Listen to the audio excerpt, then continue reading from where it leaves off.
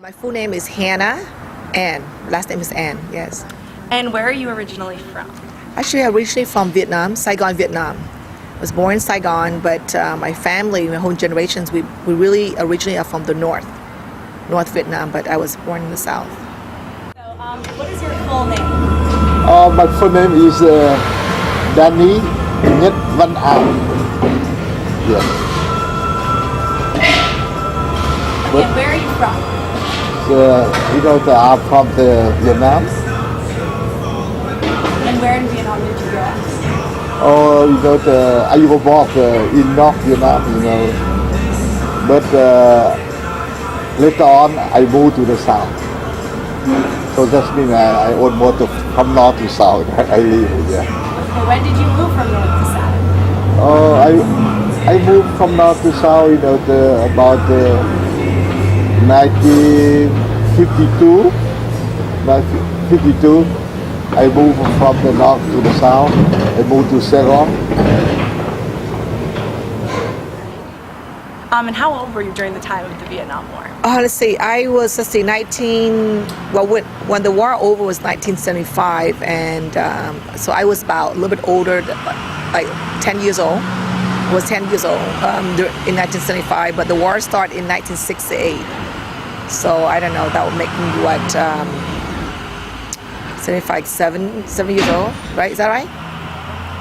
Yeah. So what did your father and other family members do during the war? Well, my dad was in the Air Force. He was one of the colonel in the Air Force. And my grandfather, he was a businessman. We have a lot of, bank and business, and he was in commerce. We were involved in a lot of things. Yeah, my family just have involved in many things, yeah. After 1956, the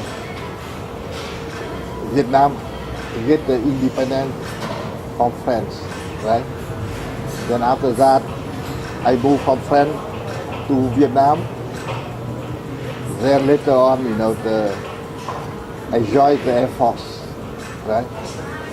So I became the VNF, that means the Vietnamese Air Force officer in the South Vietnam. If you had not moved from the North to the South, Yeah. you would have been fighting for the South, correct? For the North? We never know, because sometimes, when you stay in the North, you go to South, sometimes you get stuck, right? So sometimes you have to fight for either one. Because sometimes you can make a decision by yourself, right? Sometimes you have to join this party or another party. And you guys know during the Cold War, right? After the Second War, there is a little bit Cold War, that's been fighting a little bit about the ideology between the communism and nationalism, communist, socialist, or freedom country, right? So when you get stuck, like in the East Europe, you have to fight for East Europe, right? You have no choice, right? You have no choice, right? Right? But if I have a choice, right? I have to join the side who the support of the people, the freedom, right? So each one have more freedom, I will be on this side. Well, of course, we support the South because we believe, our belief is in, in freedom and capitalism. And, I've always believed that with the communists, the theory is excellent, but in reality, it would never work because in order to grow economy, it has to be a combination, and I think capitalism gives you people the ability to really excel, and you really can make your dream come true. And I think that's one of the reasons why that United States economy has been so successful. I mean, even we're a very young country, so this is a perfect example. Okay. If you're fighting for freedom, how did you feel your freedom was being restricted prior to the war? Well, basically, because whatever you do is very controlled. anything you do, they control. And beside that, as a woman too, you don't have that freedom. I mean, it's a combination. Like, I mean, of course, back then, the third world country, women, liberal, like we don't have the ability to grow as much. And then even as with as a capitalist, economy as well. But even, in communism, even worse, because everything you do is so controlled, and so people just kind of rely. And in theory, they say, oh, you share wealth among all, but that's not true. If the party, I hate to say this, but the people that control the party, they are the one that there's still a lot of there's more corruption than anything. It's more corruption because then now they just do more hidden than you don't even know about it. Like you go against them, it's gonna keep you silent, right? At least capitalism, at least there's more of a voice for you. And then of course, even in Vietnam, it's not. Even on the South, we don't have much of, even the voice are here like United States, right? But at least there is we can have a little voice. But in communism, there's no such thing. If you go against the party, you disappear, right? Okay. Where were you living? You said you were living in Saigon during the war. Was your whole family living in Saigon? Yeah. I mean, we have a very large family. My mother is, she's a 17th child. So on her side alone was a lot, and my dad is the only child, but there's a lot of relatives. So, my immediate family, yes, we live in Saigon, Vietnam, but kind of throughout part of the whole country, we have relatives everywhere, and part of my mom's family got stuck in the north too. So some of her relatives her brother and sister got stuck in Vietnam on the north side, in the communist side, because they weren't able to escape to the south. Yeah. When they got stuck in the north, were you able to see them again? Oh, no. There's no such thing with the war. You can't go over. I mean, actually, I didn't get to see them until the war was over. And it's until very recently, like in the late 90s, when we come back that we're able to see them. Yeah. Okay, what would you say it was like being a young child in the war? Because, I mean, I'm sure it was hard to understand what was going on fully. Well, I think it's very different from everyone. I mean, for myself and my sister, I think we fall in the class of very, like in the third world country, there's different class, and I think we're on the very top class. Like we're very well off, so we live a very, I hate to say this, but very shelter life, and so therefore, like we're very protected from the whole war itself. So. We do not experience poverty. We do know that, like you see, people fighting, dying everywhere, but like, you see bombing, like all that, but we still are protected because everywhere we go, we're very protected. Did you have some friends that were less privileged that had a harder time? Yes, but, it is a very, the society is kind of very separated. So the wealthy people just know the wealth. So it was very different. My family, like my friends, we go to really one of the top school. So it was very different. But yes, as you travel around the country, you get experience that. You do get to see a lot of that. Yeah. You were saying you experiencing like a lot of the bombings and fighting, and a lot of the fighting. What was that like?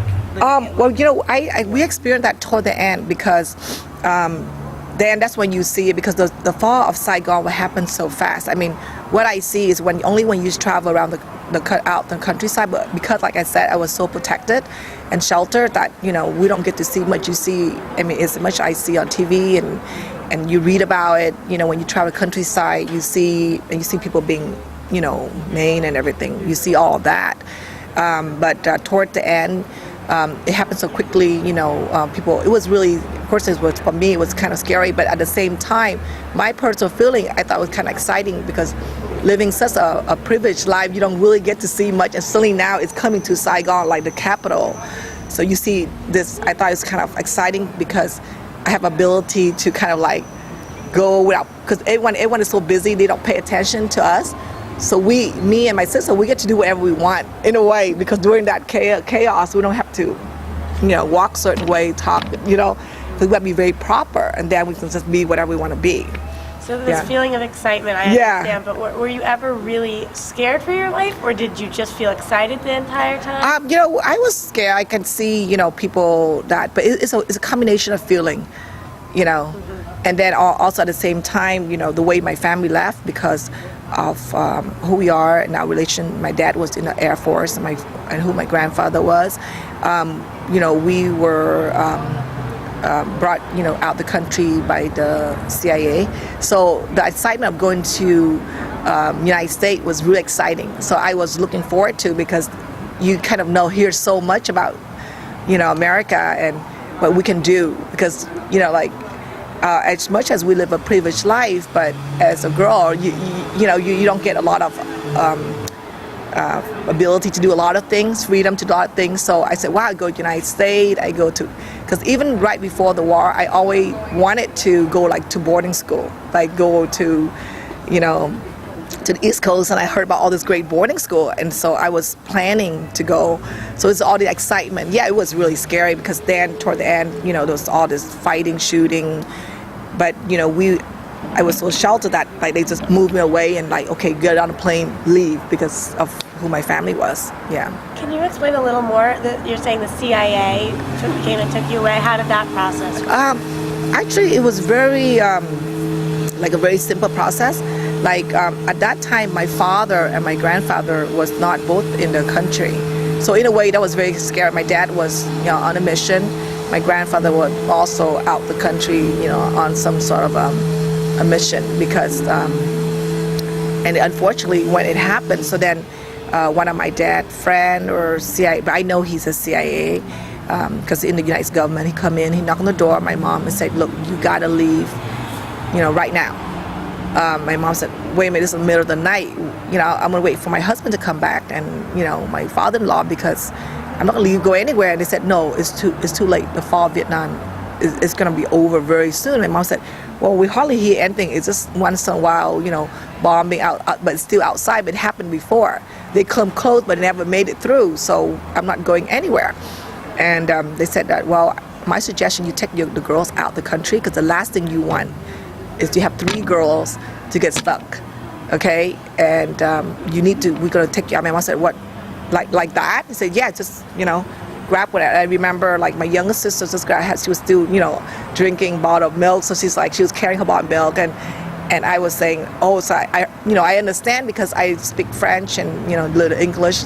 Oh, I was saying, oh, where are we going? I was telling my mom, I was like, we gotta leave right now. I thought it was kind of fun because, you know, 9, 10 years old, you have this imagination. Oh, God, this is great. We're gonna leave. Go, let's go.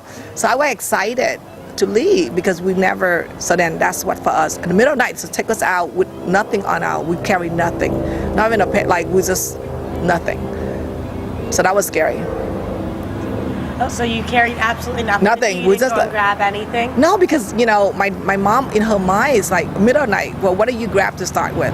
And in her mind, she's thinking that, you know, okay, so let's just go to the Philippines.